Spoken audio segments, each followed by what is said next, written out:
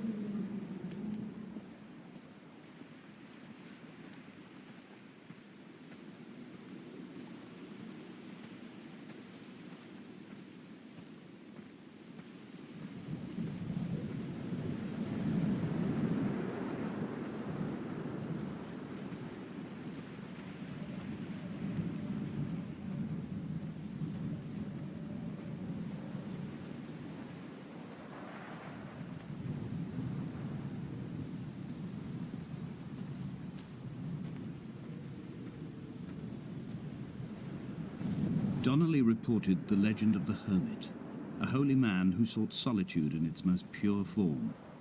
Allegedly, he rode here from the mainland in a boat without a bottom, so all the creatures of the sea could rise at night to converse with him. How disappointed he must have been with their chatter. Perhaps now, when all that haunts the ocean is the rubbish dumped from the tankers, he'd find more peace. They say he threw his arms wide in a valley on the south side, and the cliff opened up to provide him shelter. They say he died of fever 116 years later. The shepherds left gifts for him at the mouth of the cave, but Donnelly records they never claimed to have seen him. I have visited the cave and I have left my gifts, but like them, I appear to be an unworthy subject of his solitude.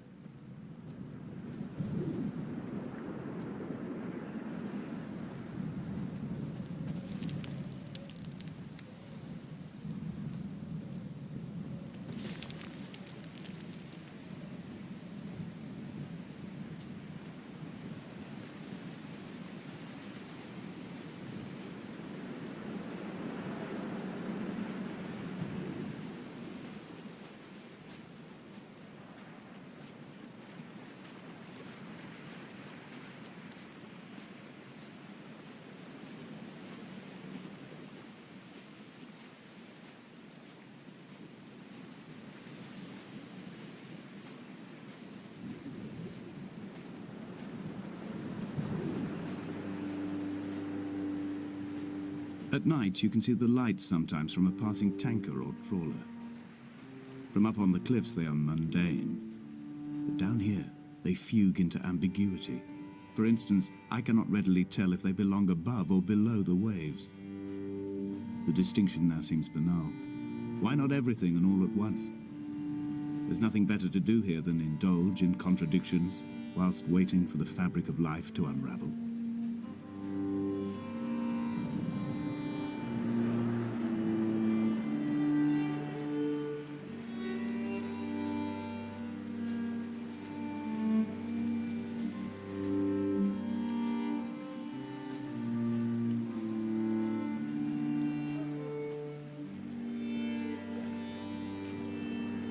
Dear Esther, I found myself to be as featureless as this ocean, as shallow and unoccupied as this bay, a listless wreck without identification. My rocks are these bones, and a careful fence to keep the precipice at bay. Shot through me caves, my forehead a mount. This aerial will transmit into me so. All overexposed, the nervous system, where Donnelly's boots and yours and mine still trample. I will carry a torch for you. I will leave it at the foot of my headstone. You will need it for the tunnels that carry me under.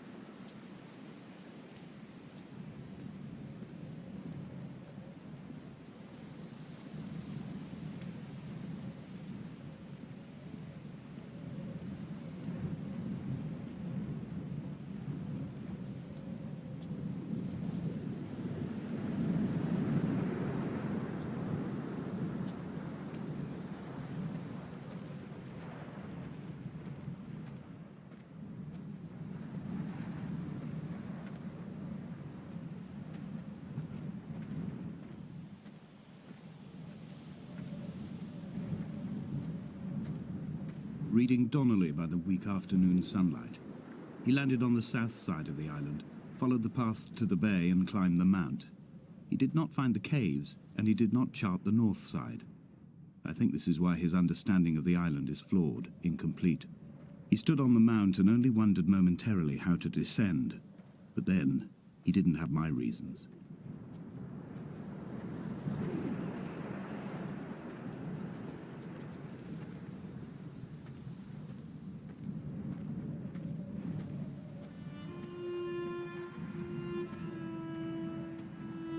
When someone had died or was dying, or was so ill they gave up what little hope they could sacrifice, they cut parallel lines into the cliff, exposing the white chalk beneath. You could see them from the mainland or the fishing boats, and know to send aid or impose a cordon of protection, and wait a generation until whatever pestilence stalked the cliff paths died along with its hosts. My lines are just for this. To keep any would-be rescuers at bay. The infection is not simply of the flesh.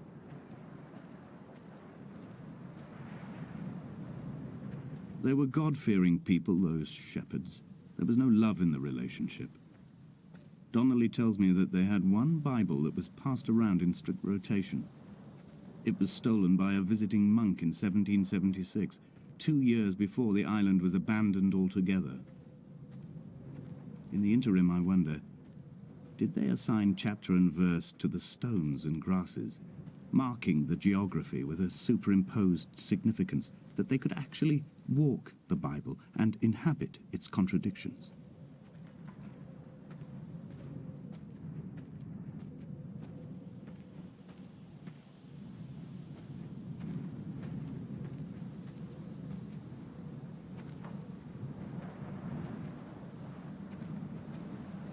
Dear Esther, I met Paul. I made my own little pilgrimage. My Damascus, a small semi-detached on the outskirts of Wolverhampton. We drank coffee in his kitchen and tried to connect to one another. Although he knew I hadn't come in search of an apology, reason or retribution, he still spiraled in panic, thrown high and lucid by his own dented bonnet. Responsibility had made him old. Like us, he'd already passed beyond any conceivable boundary of life. I would leave you presents outside your retreat, in this interim space between cliff and beach. I would leave you loaves and fishes, but the fish stocks have been depleted and I've run out of bread. I would row you back to your homeland in a bottomless boat, but I fear we would both be driven mad by the chatter of the sea creatures.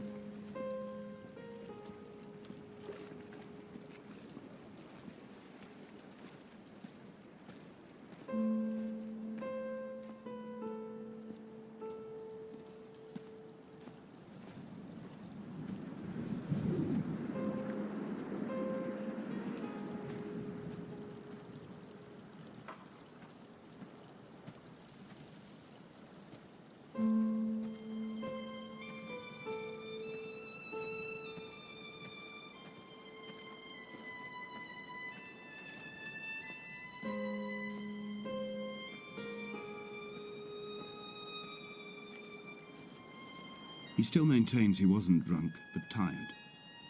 I can't make the judgment or the distinction anymore. I was drunk when I landed here, and tired too.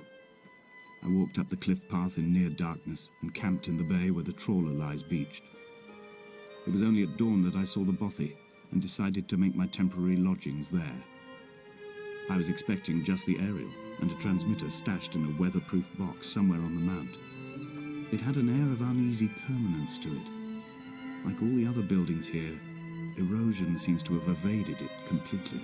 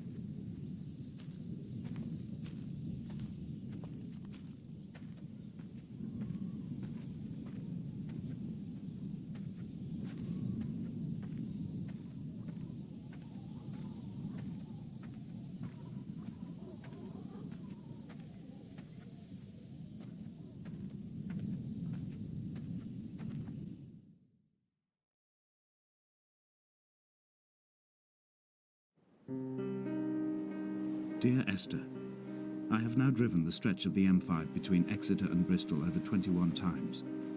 But although I have all the reports and all the witnesses, and have cross-referenced them within a millimetre using my Ordnance Survey maps, I simply cannot find the location. You'd think there would be marks to serve as some evidence.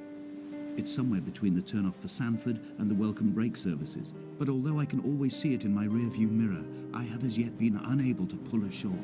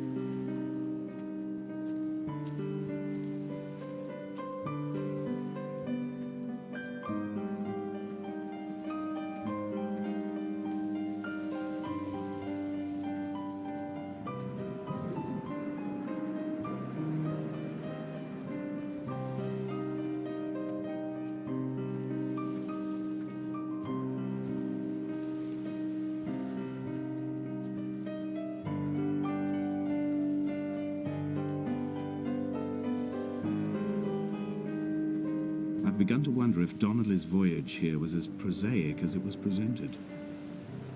How disappointed not to have found the bones of the holy man. No wonder he hated the inhabitants so.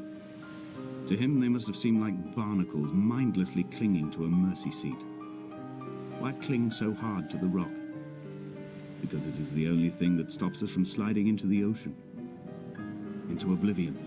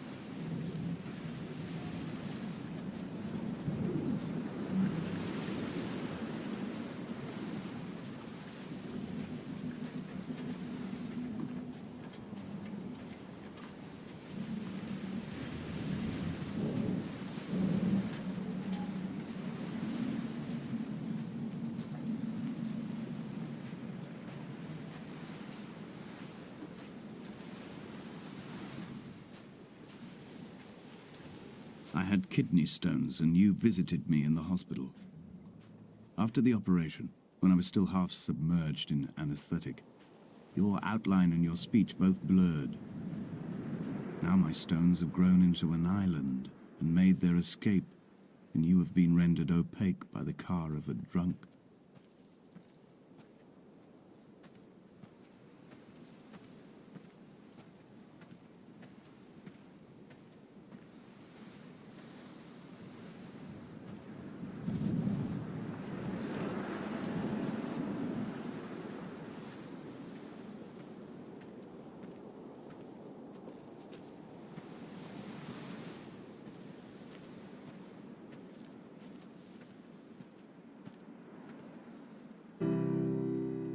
I've begun to climb, away from the sea and towards the center.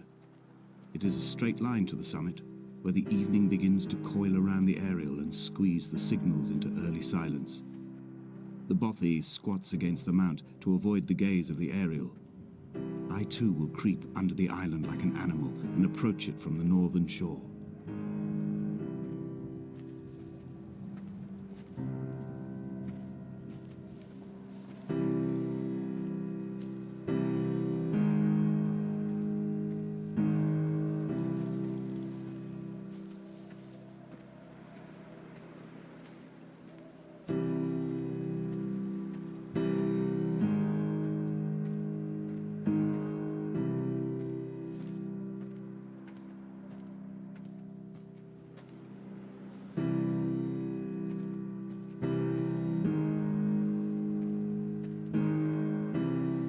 The bothy was constructed originally in the early 1700s.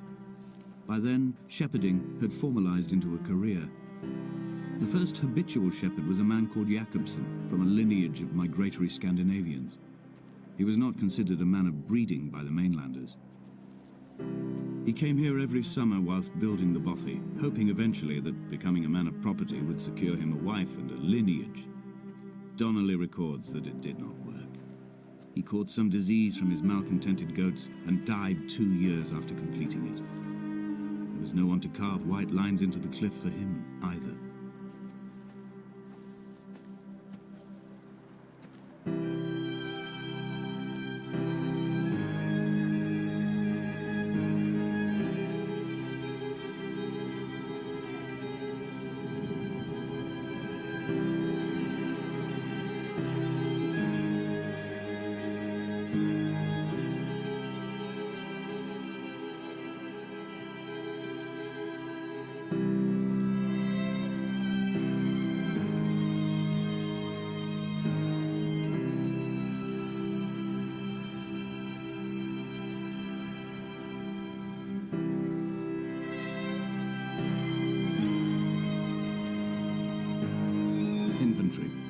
A trestle table we spread wallpaper on in our first home. A folding chair. I laughed at you for bringing camping in the lakes. I was uncomfortable later and you laughed then. This diary, the bed with the broken springs. Once asleep you have to remember not to dream. A change of clothes. Donnelly's book, stolen from Edinburgh Library on the way here. I will burn them all on the last morning and make an aerial of my own.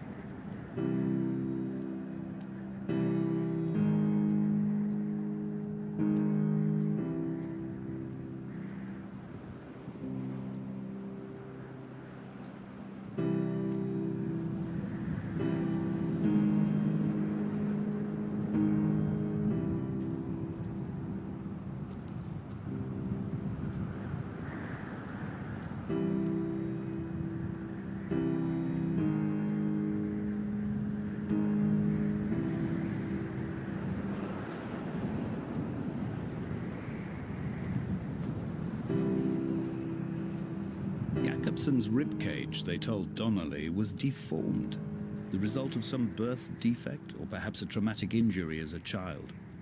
Brittle and overblown it was, and desperately light. Perhaps it was this that finally did for him, unable to contain the shattering of his heart. In half-light, his skeleton a discarded prop, a false and calcified seabird.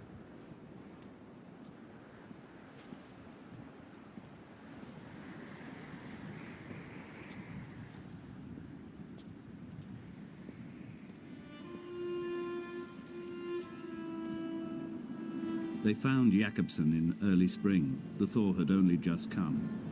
Even though he'd been dead nearly 7 months, his body had been frozen right down to the nerves and had not even begun to decompose. His fingernails were raw and bitten to the quick. They found the phosphorescent moss that grows in the caves deep under the nails. Whatever he'd been doing under the island when his strength began to fail is lost. He'd struggled halfway up the cliff again, perhaps in a delirium, perhaps trying to reach the Bothy's fire before curling into a stone and expiring.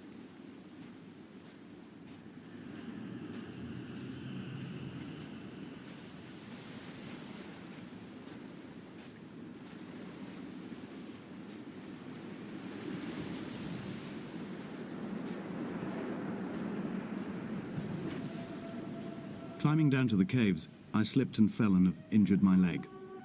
I think the femur is broken. It is clearly infected. The skin has turned a bright, tight pink, and the pain is crashing in on waves, winter tides against my shoreline, drowning out the ache of my stones. I struggled back to the Bothy to rest, but it has become clear that there is only one way this is likely to end. The medical supplies I looted from the trawler have suddenly found their purpose. They will keep me lucid for my final ascent.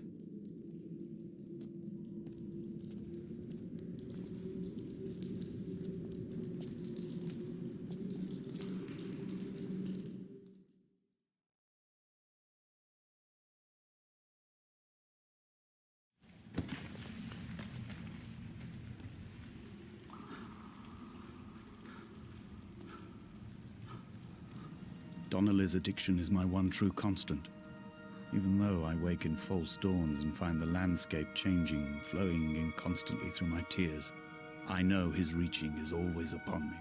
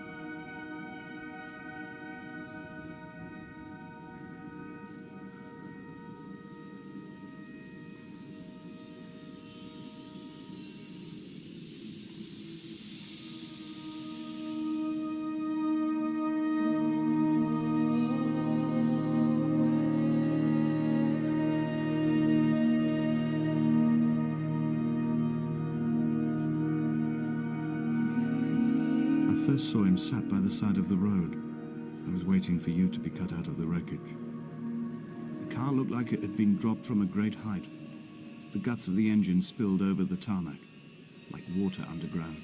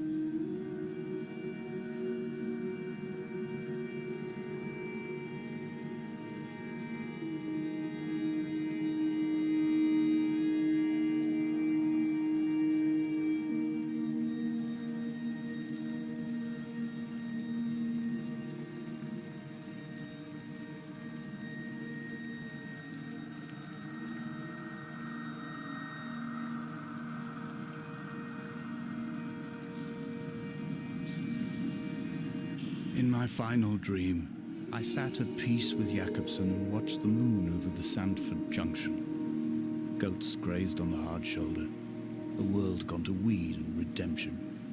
He showed me his fever scars, and I mine, between each shoulder the nascency of flight.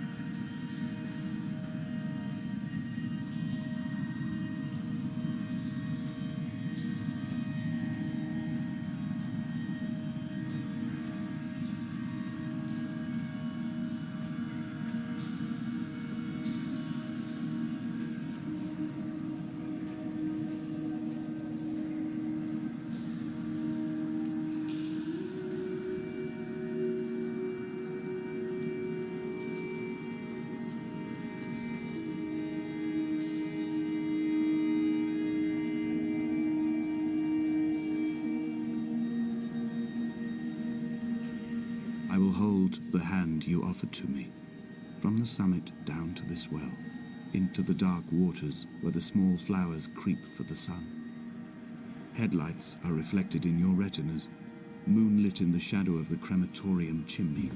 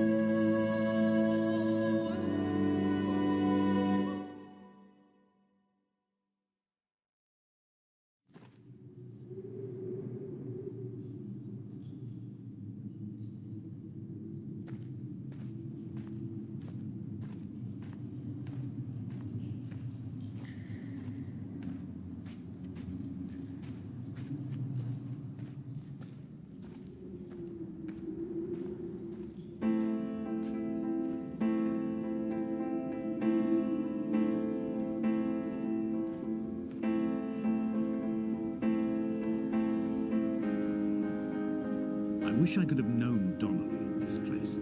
We would have had so much to debate. Did he paint these stones or did I? Who left the pots in the hut by the jetty? Who formed the museum under the sea? Who fell silently to his death into the frozen waters? Who erected this godforsaken aerial in the first place? Did this whole island rise to the surface of my stomach, forcing the gulls to take flight?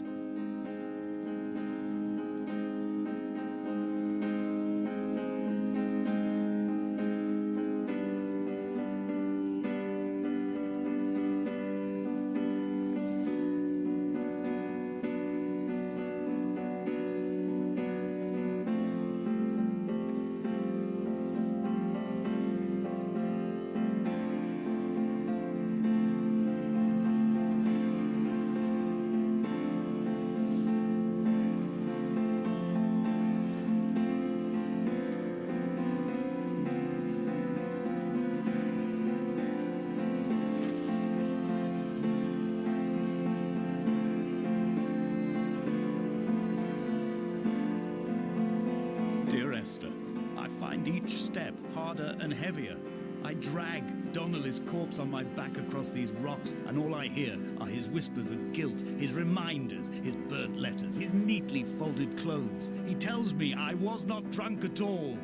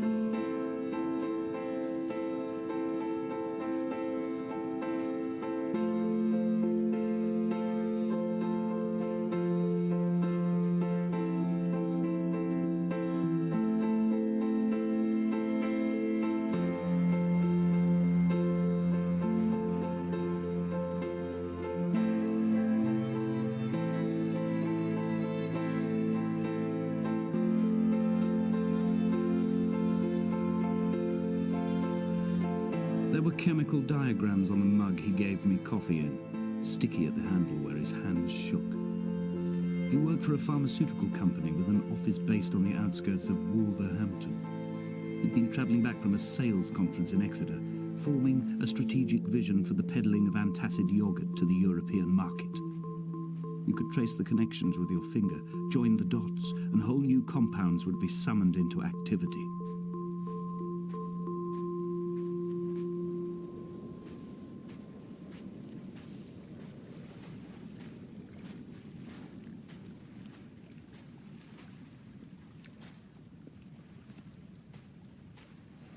From here, I can see my armada. I collected all the letters I'd ever meant to send to you, if I'd have ever made it to the mainland, but had instead collected at the bottom of my rucksack, and I spread them out along the lost beach. Then I took each and every one, and I folded them into boats. I folded you into the creases, and then, as the sun was setting, I set the fleet to sail. Shattered into 21 pieces, I consigned you to the Atlantic, and I sat here until I'd watched all of you sink.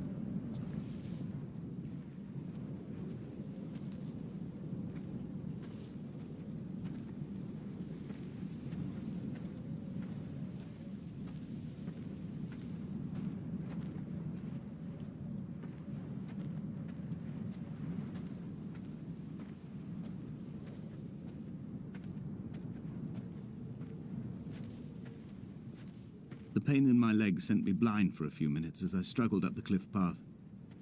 I swallowed another handful of painkillers, and now I feel almost lucid. The island around me has retreated to a hazed distance, whilst the moon appears to have descended into my palm to guide me. I can see a thick black line of infection reaching for my heart from the waistband of my trousers. Through the fugue, it's all the world like the path I have cut from the lowlands towards the aerial.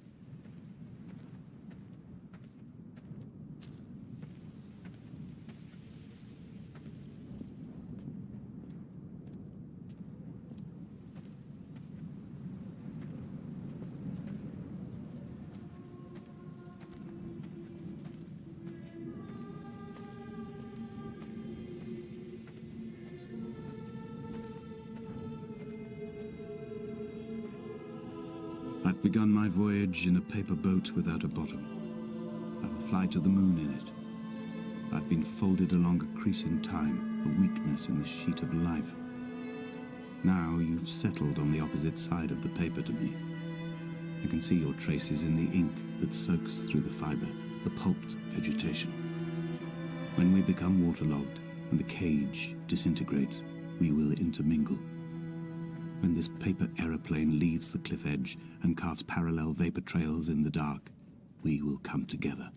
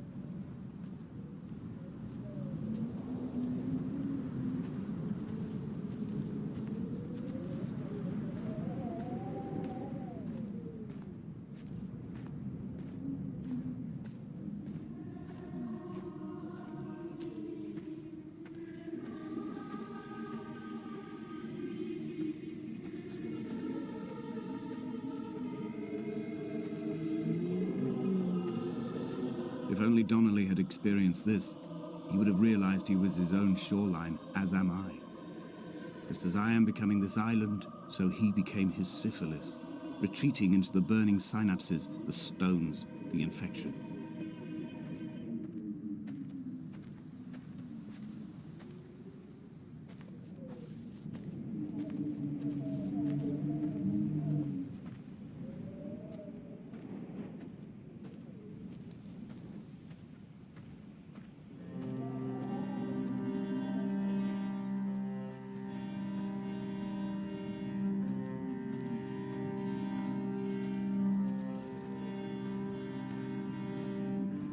Bent back like a nail, like a hangnail, like a drowning man clung onto the wheel, drunk and spiraled, washed onto the lost shore under a moon as fractured as a shattered wing.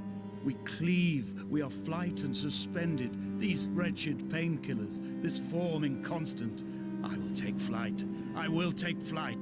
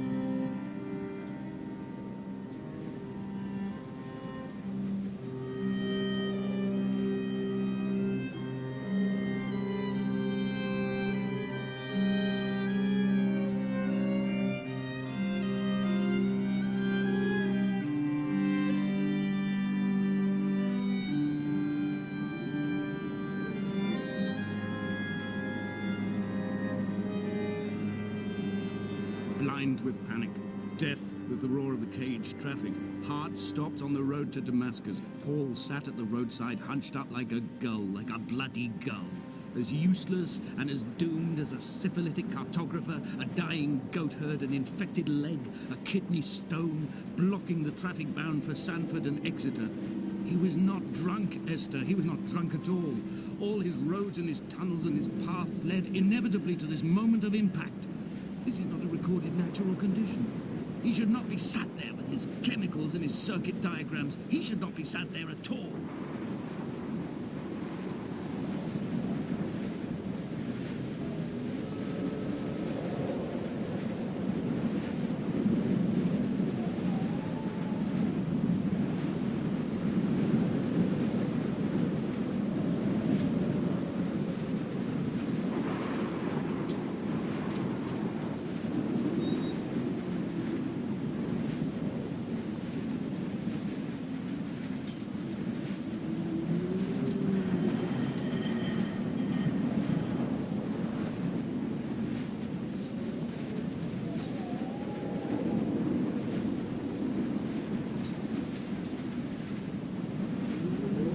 Run out of places to climb.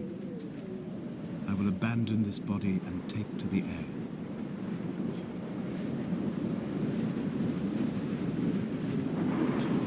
Dear Esther, I have burnt my belongings, my books, this death certificate. Mine will be written all across this island. Who was Jakobsen? Who remembers him?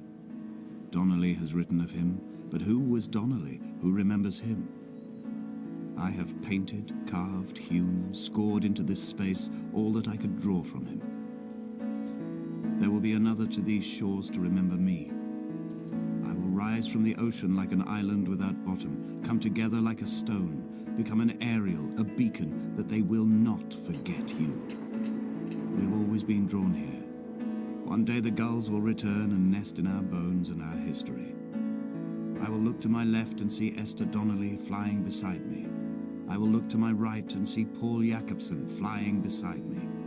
They will leave white lines carved into the air to reach the mainland, where help will be sent.